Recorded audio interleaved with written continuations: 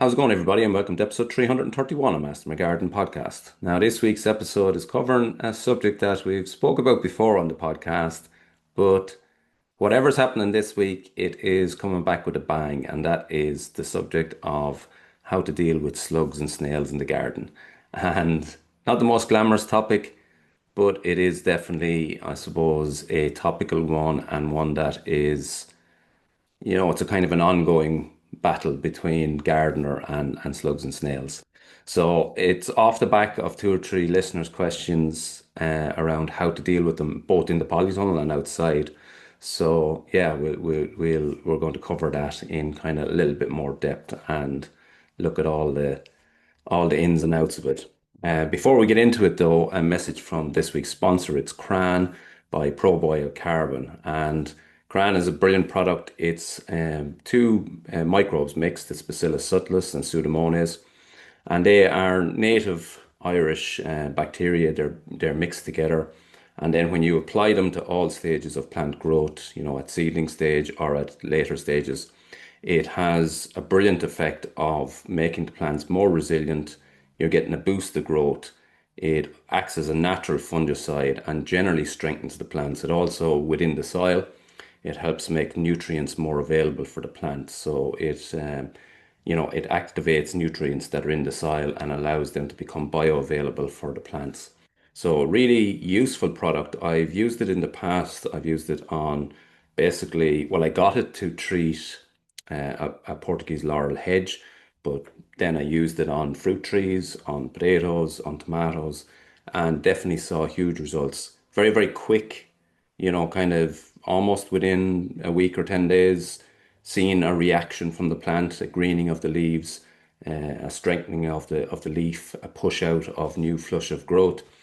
So really, really beneficial. It has been used quite a lot on some estates to treat Bux's blight to great effect.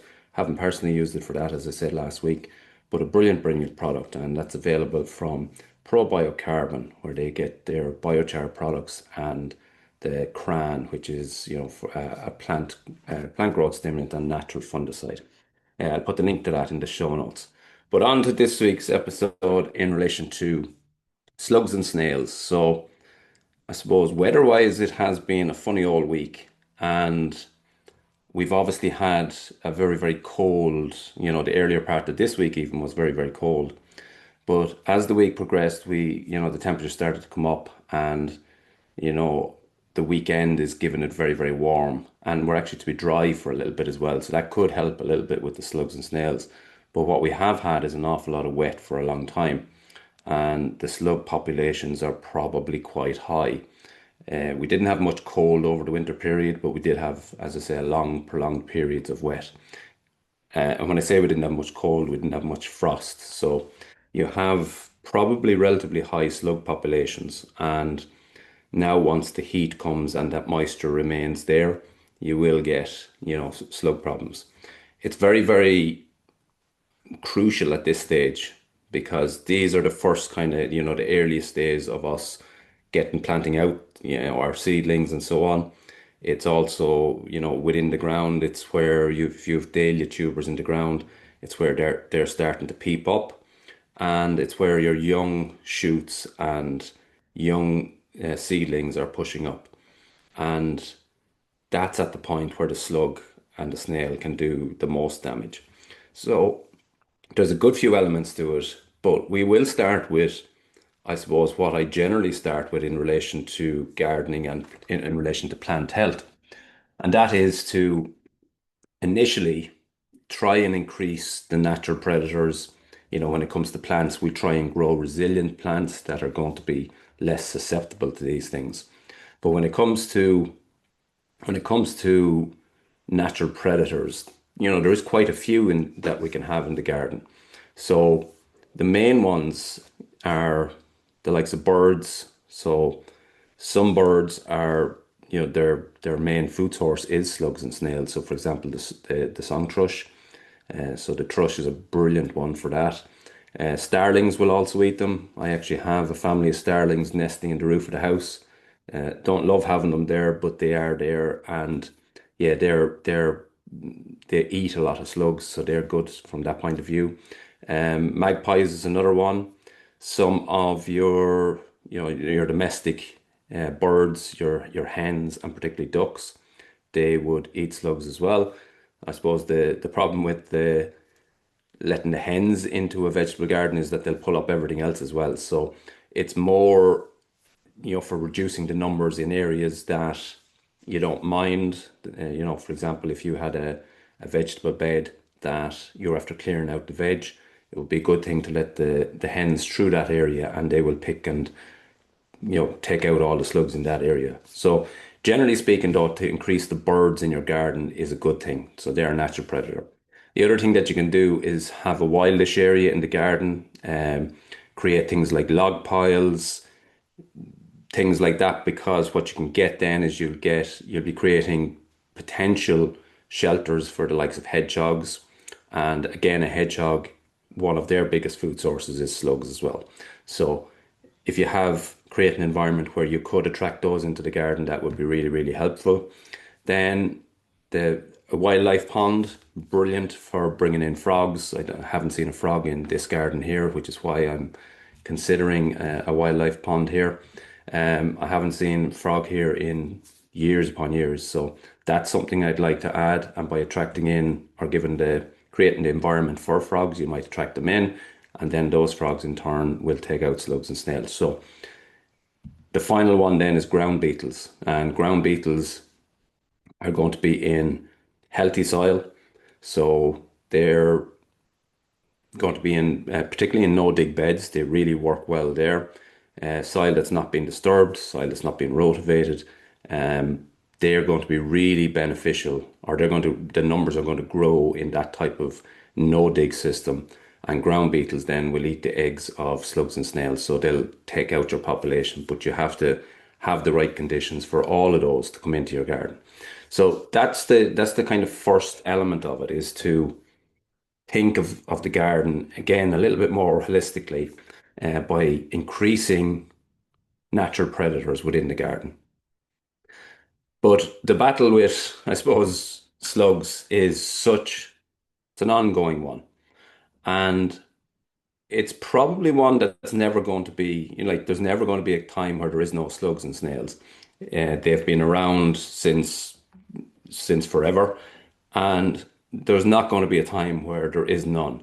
So your your treatments, your different methods, they're all only protection for that moment in time. So, the generally the best scenario, or the best thinking in this scenario, is to think firstly to build up the predators and to reduce the numbers over time by having a lot more predators to the slugs and snails than there would be in a garden that you weren't actively putting things in place for the predators.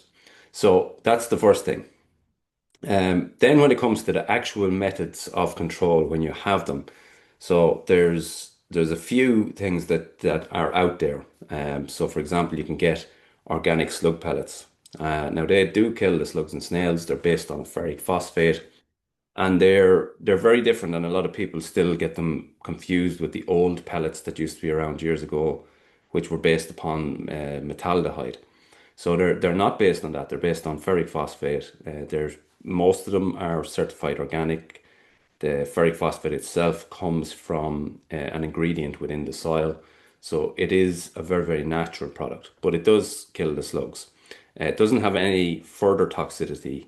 So there's no such thing as killing anything else while applying it, but it does kill the slugs, and it is highly effective for if you have a problem and you need to treat a little small area, or you need to solve an issue around your your crops or certain dahlias or whatever it is that's coming up, and just for that period of time where they're peeping above the ground, you can give them that extra bit of protection by using a ferric phosphate organic slug pellet.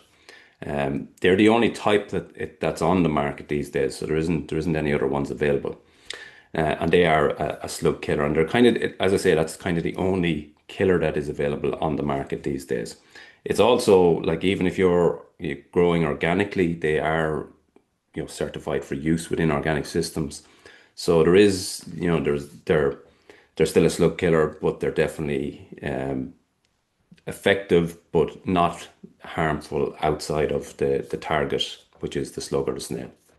Then there's loads of different methods, and what prompted this was a message from a listener on Instagram who had put down slug traps and was sending me a picture of the amount of slugs in it. And I happened to look at it in the morning time, just as I was about to have breakfast. It wasn't the best thing in the world, but um, bear traps. So they are very effective at at attracting and containing slugs within a given area. So they are useful and they certainly do work, but I suppose you're going to have a never-ending job of putting in a little bit of beer, allowing the slugs and snails to go in, and then pretty much if you have a big infestation, you'd need to be changing that every day, every second day, not leaving them for a long period of time, because what happens is after a day or two, the smell goes off the beer. The slugs that are in there have obviously drowned, and the scent is not as nice, and yeah, they don't attract once you go past day one or two. So it's only in that first day or two after you put in the fresh beer basically that it is effective. So you do need to continually do that. Now you will notice after, if you're protecting a certain raised bed or whatever the case may be, you will notice that if you have a slug problem, you'll have quite a lot in the first couple of days, and then the numbers will reduce, and that's a good sign. It means that you are reducing the numbers within that bed. You will need to continue to do it a little bit until your plants get established, but certainly over a couple of weeks period, it's very, very effective. The other thing to note with a bear trap is that it really only does a certain square meterage.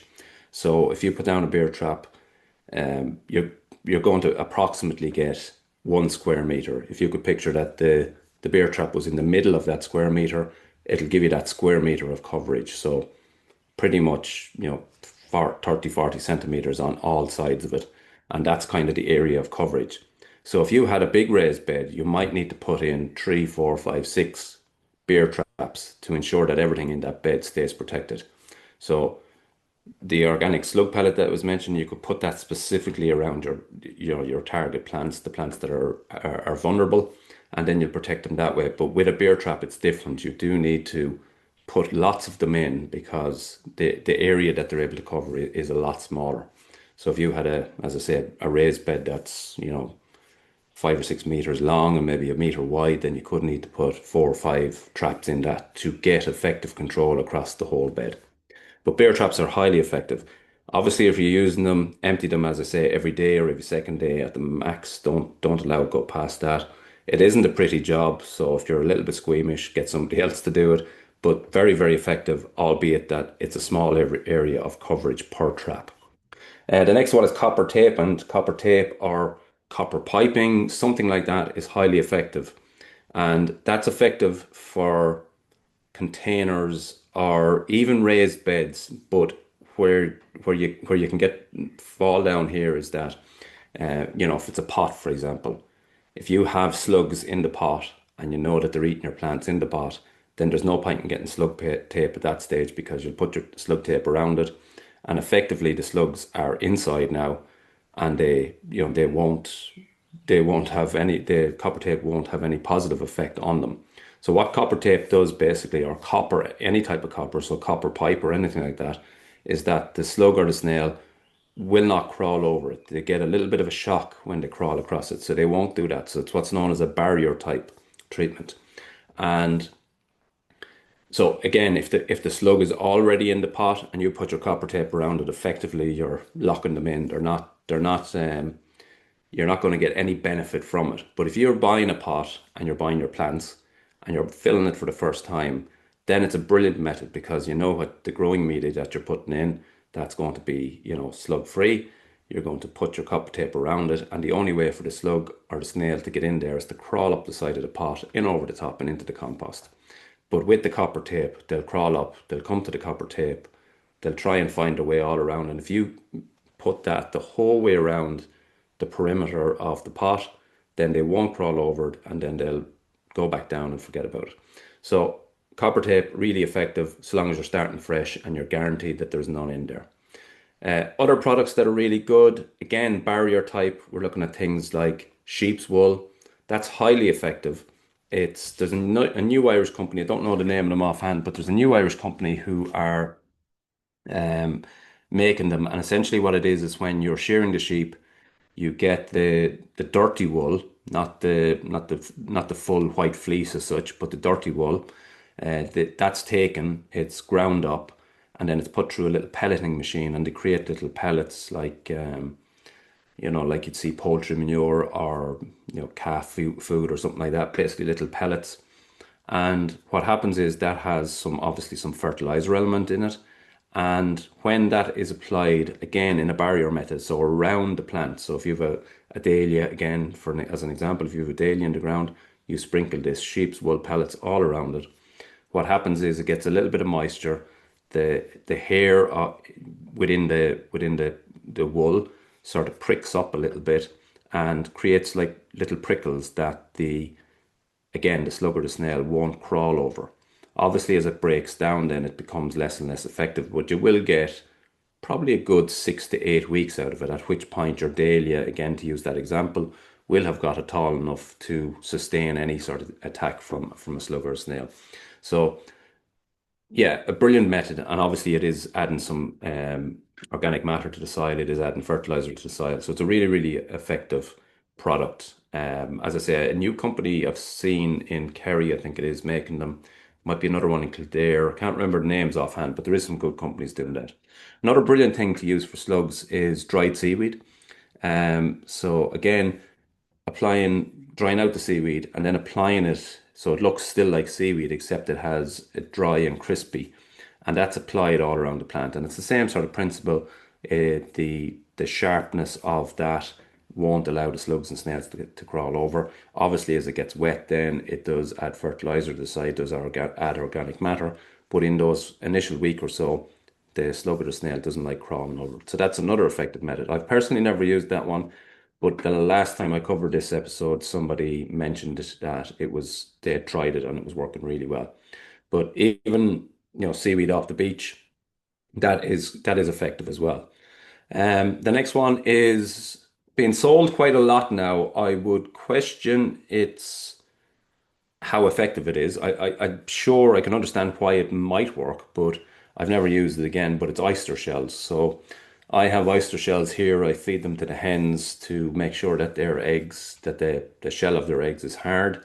Um, so I have some here, but basically it's the same principle. You create a little barrier around your plant, and the slug or the snail won't crawl over it.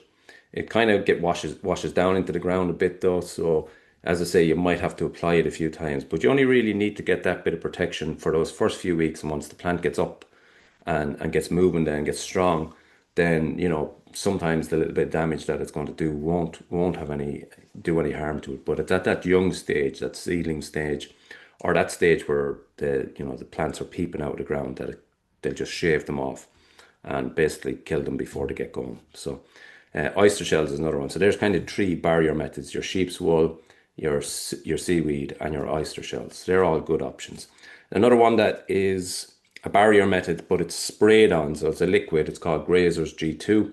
So that's a liquid. It effectively taints the leaf so that the slug or the snail finds it unattractive to eat it. So it's a little bit like people using garlic spray, for example. Effectively, it just taints the leaf to a certain extent that it's not attractive to eat. And Grazer's G2 is very effective at that. And it's again, you just need to do it for those first early weeks, and then once the plant gets established and gets up and going, then it's able to fend for itself. So that's Grazer's G2 is a really good option.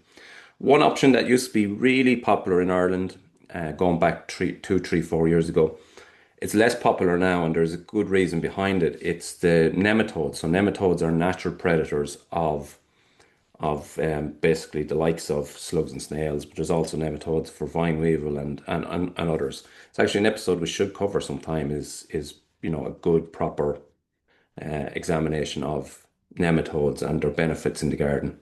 But the one that was for slugs was hugely popular. I think it was Mr. Middleton used to sell it, and it was Slug was the main brand out there.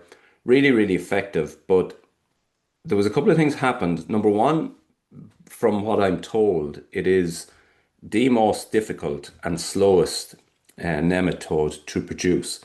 So these nematodes are produced in, laboratory type scenarios where they multiply the beneficial insect to a point where they multiply it enough to the point where they can basically package it up, mix it with a carrier material of some sort, and then distribute it to gardeners and growers, professional growers all around the world.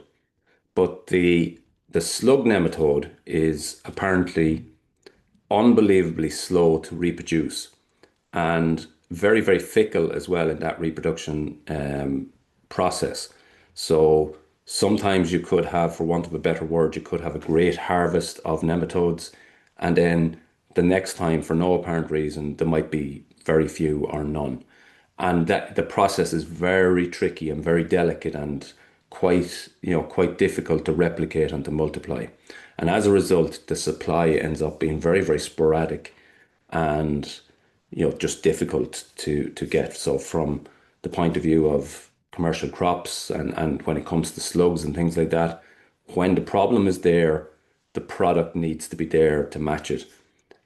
There's no point in having the product 2 months later, but because it's so fickle and because it's so difficult, anything that is being produced is kind of filtering into the professional channels and not so much going into the retail channels, which is, the likes of the Nema slug that would have been bought by gardeners across Ireland over a number of years.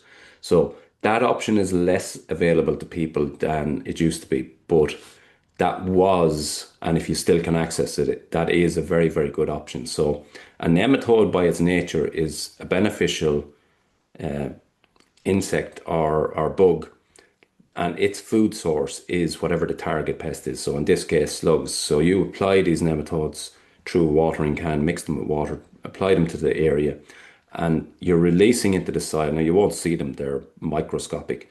You're releasing into the soil these beneficial insects that will seek out, the likes of slugs and snails, and their food source is slugs and snails or the eggs of slugs and snails.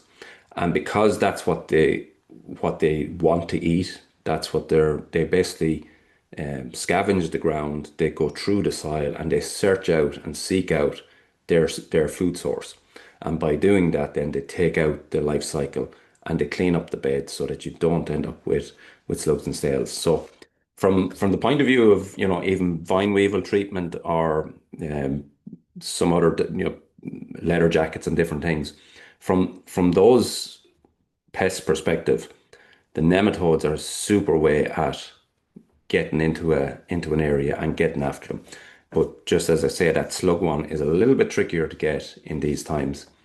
So they're kind of the main options. So, but the biggest point is to really set up your garden to attract in the natural predators, because regardless of what else is going on, those natural predators are the ones that are going to continually, seek out the pests, in this case slugs, and they're going to continually reduce the numbers and reduce the numbers. There is other then kind of husbandry things. So generally speaking, slugs like wet, warm, and dark. So nighttime is when they're active, generally speaking. And you will hear stories of, gardeners going out with flashlights and a bucket and picking off slugs and snails off their dahlias and hostas and whatnot. But, so that is the time of night they're out. But there is other ways. Personally, I just would not be bothered going out at night time and picking slugs and snails. Generally don't do anything personally here in the garden to treat for slugs and snails. I just obviously I watch if something is getting really badly affected. I will do something. I will act, but typically I try and do as little as possible. I don't need to, so because I suppose I am attracting in ground beetles using no dig and so on. But yeah, the other option is kind of husbandry. So what you can do is get, for example, a plank of timber. So nothing too big, but something about 2 foot long, maybe about 30 centimeters wide. And just leave that board sitting. So if you have, for example, a crop of cabbage that's just gone in or lettuce that's just gone in, you leave this board sitting right beside it, or even if there's space, allow it to sit right up through, between the rows of cabbage or lettuce or whatever the crop may be. And leave it there. Don't touch it for about 2 to 3 days. And if you turn that over after 2 to 3 days, you will see on the back of it, probably, if you have a big slug problem, probably a good few, maybe 10, 20, 30 slugs. And you take those slugs, discard of them however you will, give them to your hens or whatever the case may be. But it's a good way of capturing them underneath. You will also find that where you gather slugs and snails underneath there, if you're practicing no dig, for example, then the beetle will be attracted to them because they're gathering in one location. So the ground beetle will, um, I suppose, get itself and mobilize itself to get into that area as well, where its natural food source is. So that's a good. It's a husbandry rather than a treatment. So you're practicing little things like that to do it. You can do the same thing with a pot, a heavyish pot with a kind of a sunken bottom on it. Leave that sitting in it, and you turn that over the next morning, and it'll be, there'll be lots of slugs and snails under there, and then you take them and discard them somewhere like that. It's a, yeah, it's, as I say, it's a little husbandry thing and worth doing. Another thing to note is try generally indoor areas then to not leave things that would allow them to harbor. So if you had raised beds that were made out of wood, for example, and the wood was starting to decay on the sides, the likes of the cracks in the wood would be ideal homes for slugs and snails. So try and keep those fresh if you can. Ideally, don't use wood. If you do have wood, just watch it. When it starts to break down, that can become a haven for slugs and snails. Out from that, then generally keeping the area, clean. Like don't be leaving buckets hanging around unless you're using them for the purpose of, trapping them, like I mentioned a minute ago. But don't be generally leaving the area too dirty. Don't be giving them too many hiding places. Allow the area to be as open as possible, and the birds will come in and clean up slugs and snails. So that's it. It's a battle that it'll go on forever because no matter what people do, there will always be slugs and snails. It's a little bit like the battle with weeds. There will always be weeds. There will always be slugs and snails. So it's just a case of, I suppose, navigating and looking after your plants to ensure that they're able to establish while still there's a presence of slugs and snails in the area, you're still able to get your plants established to the point where they're strong and it doesn't really matter then if they do get a little bit of damage here and there, that's to be expected. And generally you get a lot more balance and you have a better functioning garden in that scenario. So I hope that helps. As I said, a person sent me a picture of a filled bear trap this morning, filled with slugs and snails, and the question was, was one trap enough? Was emptying it one day enough, or what was how often did it have to be done and all that? So I think I've answered that. With the likes of them, small area coverage, about a square meter roughly, or maybe a little bit more, and then regular every 2 to 3 days max. You're going to empty that. Keep the fresh beer going into it. Doesn't have to be dear stuff. It can be the cheapest of the cheap. It's just that scent, that sweet smell that attracts them in. And yeah, it's really effective, really effective. So hope that answers the question. And yeah, it's an ongoing battle, as I say, one that will never end and one that will never be won by one side or the other. But there's ways to bring a sort of a balance to it and a natural harmony to it that doesn't affect you too badly in your garden. In other news, so bloom is coming up. I'll probably do a bit of an episode on that in the coming days, but I'm asked to speak at the Eat Well Gardens. So the Eat Well Garden is in bloom, right in the middle. There's like a polytunnel, several raised beds, and it's in that area, that Eat Well Garden, that I'll be speaking. So I'm speaking on the Saturday, so that's Saturday the 30th of May, it's Saturday of the bank holiday weekend, and two short talks, one from 10:30 until 11 on home composting, and one from 12:30 until 1 on no dig gardening. Also in that area, across that day, Klaus Leitenberger is talking, I think about 2 o'clock maybe or 3 o'clock. Um, Good few of the Chagas advisors are talking in that area, but that area is generally speaking about horticultural education. It's about growing growing vegetables at home, growing fruit at home. It's yeah, as the name suggests, the Eat Well garden, and yeah, it's right in the middle. But my first talk's 10:30 till 11, second one 12:30 till 1.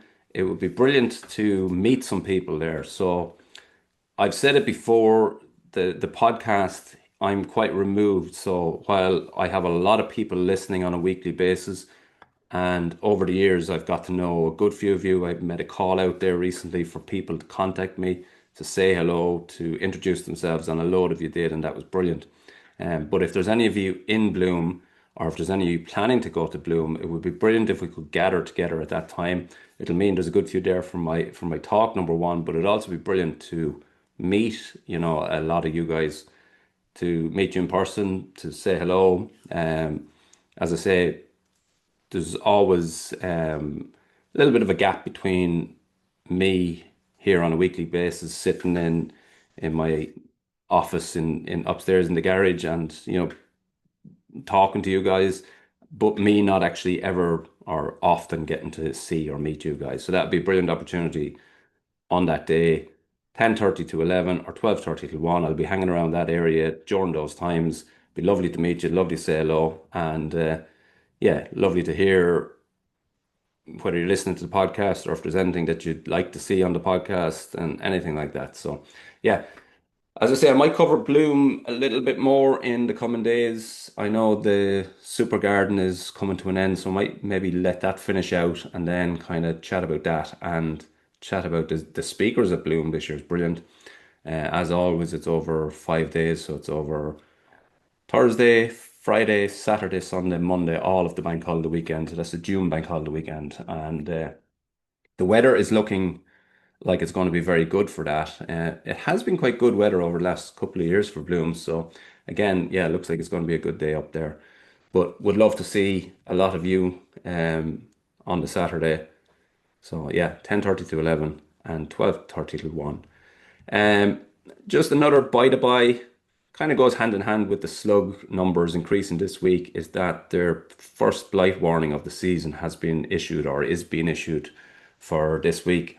So temperatures coming up and moisture, quite a bit of moisture in the air. So just keep an eye on that. It'll be interesting to see if it does get warm and dry, then the pressure will come off a little bit, but there is a blight warning currently for the next couple of days. So just watch out for that. And yeah, there's an unbelievable amount of growth over the last week. While we did have a very, very cold start to the week, all of that lovely, lush, fresh growth that you get, in April and May, that is now really coming out. And, everything, the perennials are starting to push up out of the ground. Obviously, some of the early ones are well up and flowering, but, the likes of dahlias are coming. Lots of flowers just on the point of opening. Wildflower Meadow is pushing on. There's a little bit of colour this month from the meadow buttercup and from the cowslip and things like that. And you can see the next batches of flowers coming. So yeah, it's really, really growthy now. Things are growing well. Everything looks kind of well and vibrant. And that lush growth of this stage of the year is always beautiful. Hopefully we're getting, some sort of continued warmer temperatures now at this stage. For me, this weekend, tomatoes go into the tunnel. Again, for a lot of people, that might be late, but for here, it's just perfect. Around the same time every year, roughly speaking, middle to end of May, they go into the tunnel. Kind of last frosts around here can be at this time, but we're not going to get one in the next 10 days. So they were good to go now, and we'll get them up and running. So that's pretty much this week's episode. Before I finish off, a huge thanks to this week's sponsor. It's Crann from Probio Carbon. Super product, as I mentioned before. Brilliant for vegetable and the edible garden.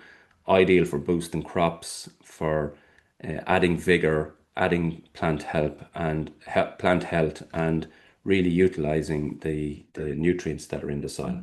So you can check out that on probiocarbon.ie. I'll put the link to that in the show notes, and hopefully we'll get to see some of you guys next week at Bloom. That's been this week's episode. Thanks for listening, and I'll tell you next time, happy gardening.